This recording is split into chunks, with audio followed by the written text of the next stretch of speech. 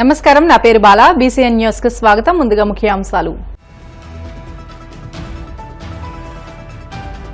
June 1 నుంచి రాష్ట్ర వ్యాప్తంగా రేషన్ దుకాణాల ద్వారా సరుకుల పంపిణీ. విజయవాడలో ట్రయల్ రన్ సేవా శిబిరాన్ని పరిశీలించిన మంత్రి మనోహర్.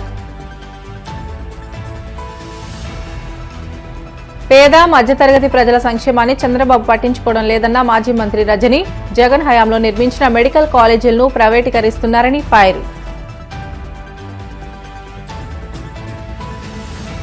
వాడపల్లి వెంకన్న ఆలయంలో ప్రత్యేక పూజలు. మంగళ వాయిద్యాల నడుమ శ్రీ స్వామి అమ్మవార్లకు మేల్కొల్పు సేవ. ఐశ్వర్య లక్ష్మి హోమం. ప్రధాని మోదీపై తెలంగాణ సీఎం రేవంత్ రెడ్డి సంచలన ఆరోపణలు.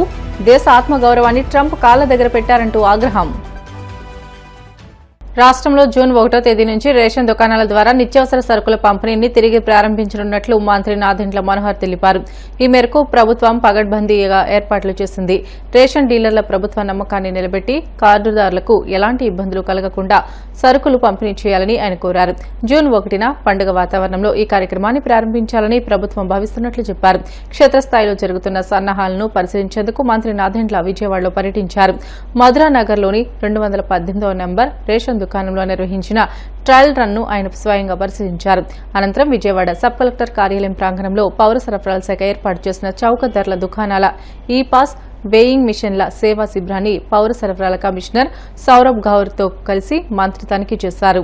రాష్ట్ర వ్యాప్తంగా జూన్ 1వ తారీఖు నుంచి ఇంటింటికి గతంలో అందించలేని రేషన్ సరుకులు ఒక మార్పు తీసుకొచ్చి దశాబ్దాల కాలంగా 29,760 ఫేర్ ప్రైస్ షాపులు ప్రతి నెల 1వ తారీఖు నుంచి 15వ తారీఖు వరకు ఉదయం 8 నుంచి 12 వరకు, మళ్ళీ సాయంత్రం 4 నుంచి 8 వరకు ప్రజల కోసం నిరంతరంగా ఉపయోగపడే విధంగా ఒక వ్యవస్థ ఉండేది. మోసపూరితంగా కుట్రపూరితంగా ఇంటింటికి డెలివరీ చేస్తామని కొత్త వ్యవస్థను తీసుకొచ్చి అనేక సమస్యలు గత ప్రభుత్వం సృష్టించింది. కూటమి ప్రభుత్వం వచ్చిన తర్వాత చాలా లోతుగా అధ్యయనం చేసి ప్రజలకి ఎక్కువగా ఉపయోగపడే విధంగా ప్రతి నెల సరుకులు అందుకోవడానికి పన్ను మానేసుకుని వ్యాన్ ఎప్పుడు వస్తుందో అని ఎదురు చూడకుండా ఎప్పుడు కూడా వీళ్ళకి అందుబాటులో ఉండేటట్టు ఈ షాపులన్నీ కూడా తెరిచే విధంగా ఒక అద్భుతమైన కార్యక్రమం కేంద్ర ప్రభుత్వంతో రాష్ట్ర ప్రభుత్వం కలిసి చేస్తుంది. ఈ పథకాన్ని ప్రజలకి మరింతగా దగ్గరగా తీసుకెళ్లే విధంగా, అదేవిధంగా టెక్నాలజీని ఉపయోగించుకుని ప్రతి ఒక్కరికి మేలు జరిగే విధంగా ఎక్కడ పొరపాటు లేకుండా రైస్ స్మగ్లింగ్ అనేది ఆంధ్రప్రదేశ్లో జరగనీయకుండా చర్యల్లో భాగంగా ఈరోజు ఈ నిర్ణయం తీసుకుని ముందుకు వస్తున్నాం. ప్రతి ఒక్కరికి దాదాపు 1,46,00,000 రేషన్ కార్డులు మనకి ప్రభుత్వం మన ఆంధ్రప్రదేశ్లో ఉన్నాయి. కొత్తగా మేము నమోదు చేసుకోబోయే ఈ రైస్ కార్డుల కోసం ఈకేవైసీ మేము చేసినప్పుడు 96% పూర్తయింది. అంటే దాదాపు 4,42,00,000 మందికి జూన్ 1వ తారీఖు నుంచి మేము ఉచితంగా బియ్యం అందిస్తాం. అదేవిధంగా పంచదార కూడా అందిస్తాం.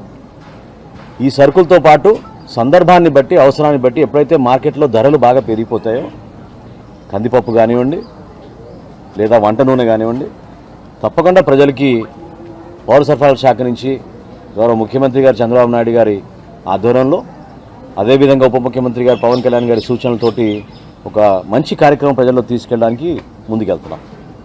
దీనికి మేము ఏ విధంగా సన్నద్ధమయ్యామంటే మా కమిషనర్ గారు ఒక యాప్ తయారు చేసి ప్రతి షాప్ ఫోటో తీసుకుంటున్నాం. ప్రతి షాపులో సరుకులు ఎంతవరకు వచ్చినాయని చూసుకుంటున్నాం. 29,760 ఫేర్ ప్రైస్ షాపుల్లో కూడా ఈ రోజుకి 92% షాపుల్లో ఆల్రెడీ ఇన్స్పెక్షన్ జరిగింది, సరుకులు కూడా చేరిపోయినాయి. ఇంకా మిగిలిన 6-7% ఈ సాయంత్రానికల్లా పూర్తి అయిపోతాయి. అదేవిధంగా డీలర్లు కూడా ఇబ్బంది కలగకుండా ఉండడానికి కోసం వాళ్ళకి ఆ మెషిన్లు, ఈ ఈపాస్ మెషిన్లు కూడా ఉచితంగా సర్వీస్ చేసేటట్టు సిబ్బంది ఏర్పాటు చేశారు. ప్రతి మండలంలోనూ, ప్రతి సబ్ కలెక్టర్ ఆఫీస్లోనూ, విజయవాడలో కూడా మనకి ఈరోజు జరుగుతుంది క్యాంపు. పర్ఫార్మెన్స్ కానివ్వండి, బ్యాటరీ కానివ్వండి, ప్రింటింగ్ సరిగ్గా ఉందా లేదా చూసుకోవడం.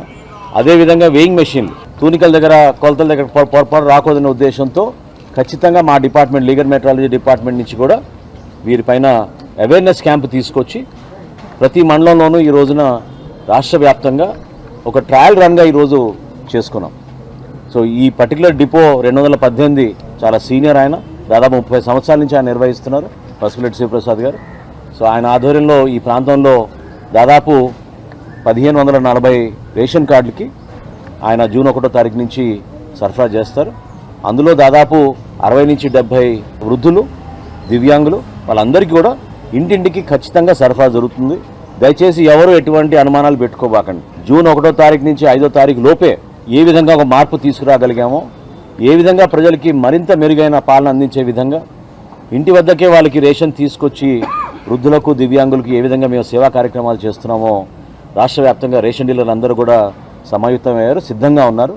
ఆ మార్పుని ఖచ్చితంగా రాష్ట్ర ప్రజలకి, మన రాష్ట్ర భవిష్యత్తుని దృష్టిలో పెట్టుకుని తీసుకునే నిర్ణయం. రాష్ట్రంలో పేద విద్యార్థులకు వైద్య విద్యను చేరువ చేయాలనే గొప్ప సంకల్పంతో గత ప్రభుత్వంలో జగన్ తీసుకువచ్చిన కొత్త ప్రభుత్వ మెడికల్ కాలేజీలను కూటమి సర్కార్ దుర్మార్గంగా ప్రైవేట్ వ్యక్తులకు కట్టుబెడుతోందని మాజీ మంత్రి విడుదల రజని ఆగ్రహం వ్యక్తం చేశారు. తాడేపల్లి వైసీపీ కేంద్ర కార్యాలయంలో ఆమె మీడియాతో మాట్లాడుతూ లీజు ముసుగులో దాదాపు 8,500 కోట్ల విలువైన ఆస్తులను కేవలం 5,000కే ప్రైవేట్ వ్యక్తులకు దారదత్తం చేస్తున్నారని ఆగ్రహం వ్యక్తం చేశారు. లీజు ముసుగులో ప్రభుత్వ మెడికల్ కాలేజీలను 66 ఏళ్ల పాటు ప్రైవేట్ యాజమాన్యాలకు అప్పగించి పేద విద్యార్థుల భవిష్యత్తుతో కూటమి ప్రభుత్వం చెలగాటమాడుతుందని ధ్వజమెత్తారు. మన ఆంధ్రప్రదేశ్ రాష్ట్రంలో మనం చూస్తున్నట్టయితే ఎకనామిక్ డెవలప్మెంట్ అంటే దాని అర్థమే మారిపోయింది. ఈ రోజు ఎకనామిక్ డెవలప్మెంట్ ఆంధ్రప్రదేశ్ రాష్ట్రంలో చంద్రబాబు నాయుడు గారి నాయకత్వంలోని కూటమి ప్రభుత్వం అధికారంలోకి వచ్చాక ఎకనామిక్ డెవలప్మెంట్ అంటే ఈ రోజున రైతులు రోడ్డెక్కారు, ఇండస్ట్రీస్ ఊసేలేదు, ఏదో మాటలు, ఐకానిక్ బిల్డింగ్లు అంటున్నారు, ఏవేవో చెప్తున్నారు, ఏవో మాయ మాటలు అన్నిటికే పరిమితం అవ్వడం అనేది మనం చూస్తా ఉన్నాము. ఎకనామిక్ డెవలప్మెంట్ గురించి గనక వస్తే వారు ఎంచుకున్నటువంటి కొంతమందికి వాళ్ళని డెవలప్మెంట్ చేయడమే ఎకనామిక్ డెవలప్మెంట్ అని కూటమి ప్రభుత్వం మనకు చెప్తోంది. At the same time social development అని గనక మనం చూసినట్టయితే కూటమి ప్రభుత్వం గనక డిఫైన్ చేయాల్సి వస్తే వెల్ఫేర్ అనేది అసలు వెల్ఫేర్ అంటే వాళ్ళకి గిట్టదని అనిపిస్తుంది. At the same time education విషయానికి వస్తే దాంట్లో కూడా ఏ విధమైనటువంటి స్టాండర్డ్స్ ఏమనేది కూడా అన్ని కూడా పక్కన పెట్టి ఏ మాత్రం కూడా పట్టించుకోవట్లేదు. అండ్ హెల్త్ విషయానికి వస్తే కంప్లీట్ ప్రైవేటైజేషన్ అనే ఒకటువంటి కాన్సెప్ట్ తో ముందుకు వెళ్తున్నారు. And when comes to political development అని కనుక మనం చూసినట్టయితే గుడ్ గవర్నెన్స్ ఇందాక మనం చెప్పుకున్నాం కదా, కూటమి ప్రభుత్వం దృష్టిలో మాత్రం పొలిటికల్ డెవలప్మెంట్ అంటే implementation of red book politics అని స్పష్టం చేస్తా ఉన్నారు. ఇవి కూటమి ప్రభుత్వానికి సంబంధించి చంద్రబాబు నాయుడు గారి నాయకత్వంలో ఓవరాల్ స్టేట్ డెవలప్మెంట్ ఏంటంటే ఈ 3 అంశాల మీద వాళ్ళు ఏమాత్రం కూడా పట్టించుకోకుండా వాళ్ళు ఫిక్స్ చేసుకున్నటువంటి ఒక ఎజెండా, వాళ్ళు ఫిక్స్ చేసుకున్నటువంటి ఒక ఎయిమ్తో వాళ్ళు ముందుకు వెళ్ళడం అనేది మనం చూస్తా ఉన్నాం. నేను ఈరోజు ద లీస్ట్ నెగ్లెక్టెడ్ స్టేట్ ఏదైనా ఉందంటే కూటమి ప్రభుత్వంలో చంద్రబాబు నాయుడు గారి నాయకత్వంలో ఆంధ్రప్రదేశ్ రాష్ట్రంలో health is the most neglected subject అని చెప్పొచ్చు. బట్ చూస్తే ఏమీ కూడా లేదు. ఏంటంటే ఒకటే విధానం, ఒకటే పద్ధతి, ఒకే ఒక ఆలోచన, పీపీపీ మాడ్యూల్, ప్రైవేటైజేషన్. ఇది తప్పితే ఇంకేమీ లేదు, ఇంకేం కనపడటం లేదు.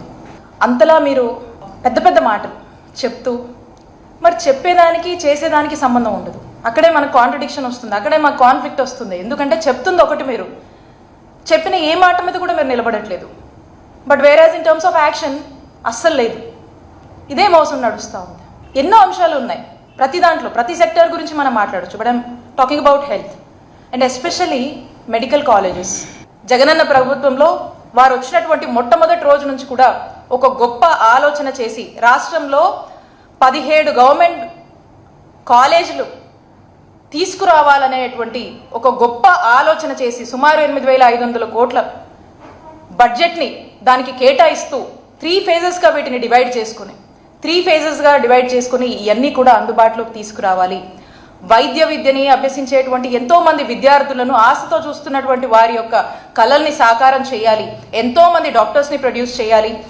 ప్రతి జిల్లాలో మనం ఏదైతే చూస్తూ ఉంటామో, బయట ఎక్కడికి వెళ్ళారమ్మా అంటే బయటకు వచ్చేసరికి కార్పొరేట్ హాస్పిటల్ చూపించిన వాళ్ళు అపోలో లాంటివో ఏజీ లాంటి హాస్పిటల్స్ చెప్తారు.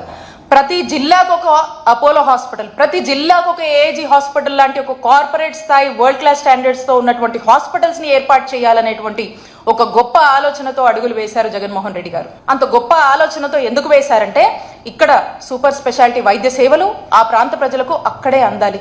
అక్కడున్న ప్రాంత ప్రజలు బయటకి రావాల్సినటువంటి అవసరం ఏర్పడకూడదు.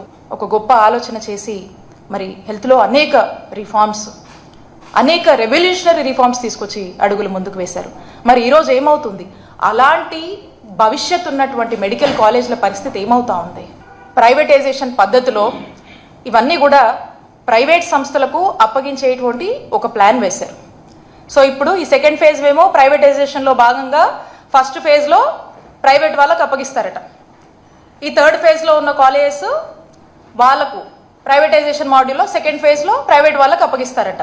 సో దీనికి ఏం చేస్తున్నారంటే ఊరికనే అలా ఇచ్చేస్తే బాగోదని చెప్పేసి నమ్మించేందుకు అందరినీ కూడా దీనికి ఒక నెరేటివ్ బిల్డ్ చేయాలి, దీనికి సర్టెన్ ప్రొసీజర్స్ మేము ఫాలో అయ్యాము, మేమేం ఊరికే అలా ఇచ్చేయలేదు అని చెప్పేటువంటి ప్రయత్నం ఇప్పుడు చేస్తూ ఉన్నారు. అదేంటంటే కోనసీమ తిరుమలగా వర్ధిల్లుతున్న వాడపల్లి శ్రీ వెంకటేశ్వర స్వామి ఆలయంలో గురువారం ప్రత్యేక పూజలు వైభవంగా నిర్వహించారు. మంగళ వాయిద్యాల నడుమ శ్రీ స్వామి అమ్మవార్లకు మేల్కొల్పు సేవ నిర్వహించిన అనంతరం ఐశ్వర్య లక్ష్మీ హోమాన్ని జరిపించారు. నోము ఆచరించిన భక్తులు అష్టోత్తర పూజలు, నిత్య కళ్యాణాలు జరిపారు. స్వామివారిని దర్శించుకున్న అనంతరం భక్తజనం అన్నప్రసాదంలో పాల్గొన్నారు. వివిధ సేవల ద్వారా ఒక్కరోజు ఆదాయం 3,77,057 వచ్చినట్లు ఉప కమిషనర్ ఈవో నల్లం సూర్యచక్రధరరావు తెలియజేశారు.